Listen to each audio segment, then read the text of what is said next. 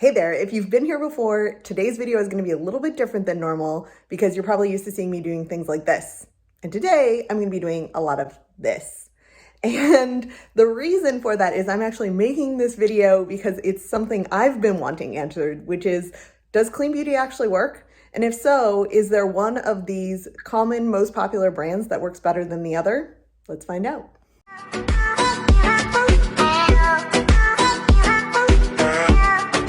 All right, just a couple more notes before we dive in so you know what to expect here. Basically, I am really interested in clean beauty because it's important to me what I'm putting on my body in addition to what I put in my body. And I know that's important for a lot of you moms who end up here as well. So I'm testing two of the most popular clean beauty brands, Cocokind and Beautycounter. I chose these because they're super prevalent. I hear about them all the time, and they're also in the affordable-ish range, Cocokind more so than Beautycounter. Obviously, what you spend on clean beauty is totally up to you, but I happen to spend most of my money on food. So I want great products with great results without spending all my money on it. This is a completely non-scientific test, but it is a side-by-side that I did of about 4 weeks difference with Cocokind on one side and Beautycounter on the other side with their comparable products and some in the middle. I go through all of that in the video to let you know. And the reason I wanted to do this comparison was twofold. The first is I see all these amazing clean beauty bloggers on Instagram, and I always wonder, like, do they just have amazing skin? And now I'm thinking that this product is giving them that skin.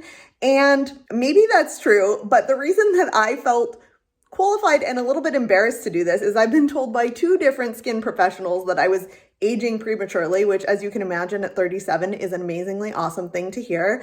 Feels good. So I wanted to see, will this stuff work on my skin, and can I see some noticeable results? The second piece is that some of the clean beauty bloggers that I follow, I find out over time, are doing super expensive treatments and or Botox on top of their clean beauty routines, which makes me think, maybe it's not the products helping them at all. So I am an average mom with maybe less than average skin, comparing these products so that you can see what kind of results I get. And at the end, I'm going to tell you which products I'm still using after the 1 month test ends. So this very flattering photo is me at the start of the experiment. Here is the side that I'm putting Beautycounter on. And here's a nice close-up of the side that gets Cocokind. First, I'm using the Cocokind Glow Essence all over. Okay, so on this side, this is my left side. I don't know what it looks like on the video. It's the side without these dark spots is how I tell. I am using the Cocokind Vitamin C Serum, just a dot. And then on the right side, I'm using from this adorable mini kit that I bought, the Counter Plus C Serum. It has this beautiful yellow color because it has turmeric and 2 types of vitamin C in it. Oh, don't eat it. This is day 2. So of course, if you're like me, I'm already like, can I tell a difference? Then on my eyes, I'm using the Revitalizing Eye Cream from Cocokind. The reason I'm not testing a Beautycounter on the other side is honestly because I have a lot of trouble finding eye creams that don't irritate my eyes, and I'm still not 100% sure this one doesn't, but I didn't want to complicate things. So this one will just have to be fully before and after. On my Cocokind side, in the day, I'm using this texture smoothing cream. It smells like celery. It has celery superseed complex in it, and you just need a little bit. It goes a long way. And if this were an exact test, I would be using the Cocokind Hemp Watermelon Oil, because on the Beautycounter side, I'm using the brightening oil, and I think that's probably the closest thing, but alas, here we are with what I've got. So brightening oil, I do 1 tiny drop. It also goes a long way. I prefer the look of an oil. I like super dewy. Maybe that's because my skin is aging, that I just want to capture all the dewiness I can. And that's it. We'll see what happens. All right, it's now nighttime on day 2, and I thought I would show you the night routine. I won't show you this all the time. It's all the same, but I'm going to start it off with Beautycounter Counter Plus Charcoal Mask. Okay, so the nighttime routine looks like this. Cocokind Glow Essence with Sea Grape Caviar. I like this stuff. I haven't noticed any like magical changes. I will say a lot comes out. This is like a week of use. Like a lot of volume at once, so it's hard to get it sprayed around. Am I glowing? No. nighttime lighting will do that too also. And then this side, 1 drop of the vitamin C serum with sea grape caviar. The Beautycounter side, I'm gonna do the C serum. It says to only do it in the morning on the package for this, but since I'm doing the other one twice, I feel like I'm doing this one twice also. Okay, now each side is gonna get a overnight resurfacing situation. Cocokind calls theirs a resurfacing sleep mask. A little goes a long way. It's pretty watery. I don't want to tilt this too much. It's pretty watery, but it does come with this cool little scoopy thing. I just put a little tiny dot.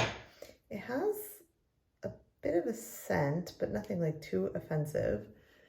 And it is made with yeah, something like that. It's a retinol alternative that all these brands are using now. The one thing I noticed is it doesn't seem like it has any of the acids that that Beautycounter and other overnight peels have. And my skin, I don't know anything about this stuff, but my skin does seem to like a little bit of help in the cell turnover department. I've heard people say those fancy words and it sounds like what I'm experiencing. So on this side, I'm going to use the overnight resurfacing peel. This is a product I've used before and really liked. And interestingly, they say every couple of nights for this, but I think because my skin prefers some help with its cell turnover, I have found that I can use it every night without getting any sort of peeling or anything. So I do that, and then I just make sure there's extra moisture as well. And I'm super curious to see the difference in these two as we go along, to see if that acid really makes a difference. Now the eye cream. Do enjoy this like metal applicator, makes it really cold when it goes on. Now on this side of my face, on the Cocokind, I ordered and was using the matcha face moisturizer, which is really cool and green and does smell like matcha. Let's see if I can show you. But there's something about it that wasn't agreeing with my skin. I don't know if you can see these bumps here, but I only have been getting them the morning after I use the matcha moisturizer. I don't know if it's like too thick. So instead, I'm going to use more of the texture smoothing cream that I used this morning. And with that, I'm doing a little dot, because at night I like more moisturizing, of a homemade jojoba oil with some frankincense in it. So I know this isn't really a fair Cocokind comparison, but also it's my skin.